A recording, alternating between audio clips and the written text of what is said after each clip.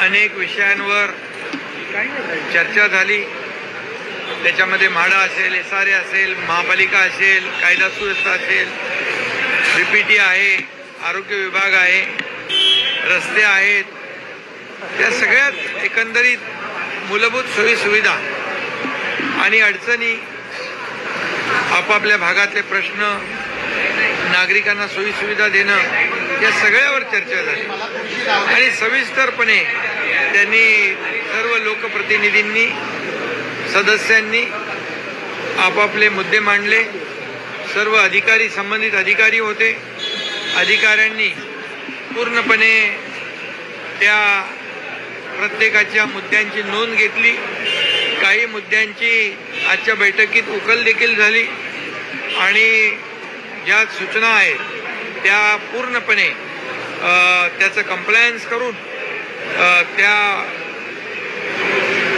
योग्य वेळेमध्ये पूर्ण कामं करून संबंधित लोकप्रतिनिधींना, आमदारांना त्याचं लेखी उत्तर देखील पाठवण्याची सूचना मी केलेली आहे, म्हणजे विथ कंप्लायन्स। त्यामुळे खऱ्या अर्थाने या ठिकाणी ज्या ज्या काही समस्या असतील, अडचणी असतील, त्या योग्य वेळेमध्ये दूर होतील आणि DPDCचा 690 कोटीचा प्लॅन देखील आज आम्ही मंजूर केला आहे आणि तो मुख्यमंत्री आणि आमचे अर्थमंत्री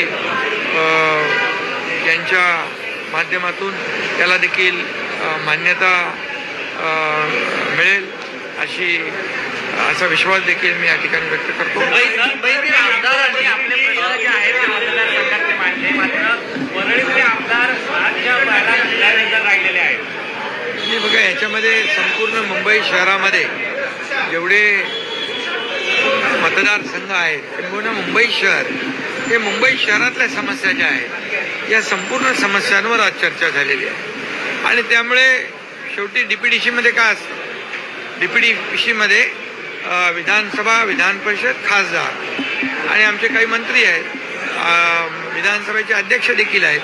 शेवटी प्रत्येकाचा मतदारसंघ आहे आणि म्हणून ज्या ज्या समस्या पुढे आल्या, जे प्रश्न आले, त्याला जेन्युइनली अधिकाऱ्यांनी देखील उत्तर दिलं, मी देखील सांगितलं आणि त्याचं कंप्लायन्स झाल्यावर त्यांना रिटर्न देखील, म्हणजे लेखी देखील आम्ही देऊ। आणि यामध्ये म्हाडा म्हणजे हाऊसिंगचा मोठा विषय, त्यामध्ये म्हाडाचं आम्ही नवीन धोरण आणतोय।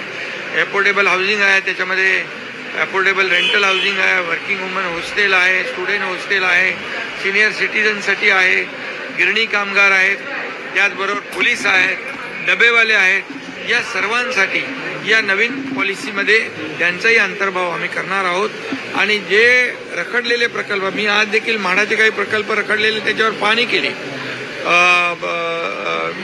स्वतः विजिट केली, तर मुंबईतले रखडलेले प्रकल्प जे मार्गी लावण्यासाठी वेळेमध्ये ते पूर्ण करण्यासाठी, कारण 20-20, 25-25 वर्षापासून लोक घराच्या बाहेर आहेत, त्यांना भाडंही मिळत नाही आणि ते मुंबईच्या बाहेर त्यांना लांब अगदी बदलापूरपर्यंत, इकडे नाला सुपाऱ्यापर्यंत राहायला जावं लागतं। त्यामुळे हे मुंबईतले लोक मुंबईत पुन्हा आले पाहिजे, मुंबईकर पुन्हा मुंबईत आला पाहिजे, यासाठी आम्ही SRA म्हाडा तर करतेच आहे, परंतु SRA म्हाडाबरोबर MMRD आहे, सिडको आहे, MSRDC आहे, MIDC आहे, BMC आहे, महाप्रीत आहे, या सगळ्या सरकारी एजन्सी ज्या आहेत, या सरकारी एजन्सीजनी देखील या रिडेव्हलपमेंटमध्ये पार्टिसिपेट केलं पाहिजे, त्यांनी देखील त्याच्यामध्ये आलं पाहिजे।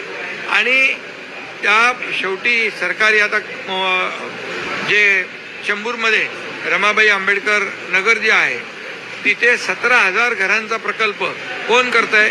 SRA आणि MMRD।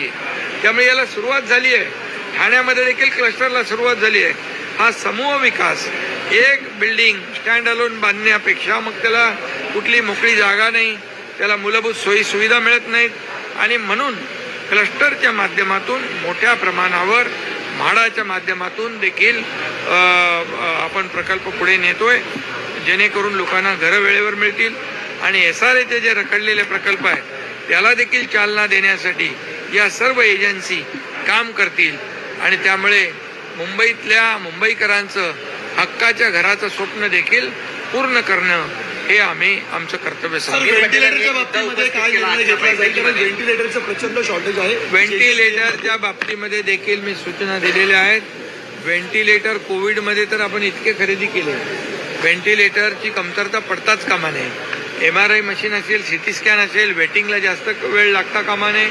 डायग्नोसिस वेळेत झालं पाहिजे. त्यासाठी काही ज्या MRI ज्या काही संस्था आहेत त्या संस्थांना देखील त्यांच्याबरोबर टाईप करण्याच्या सूचना दिलेत.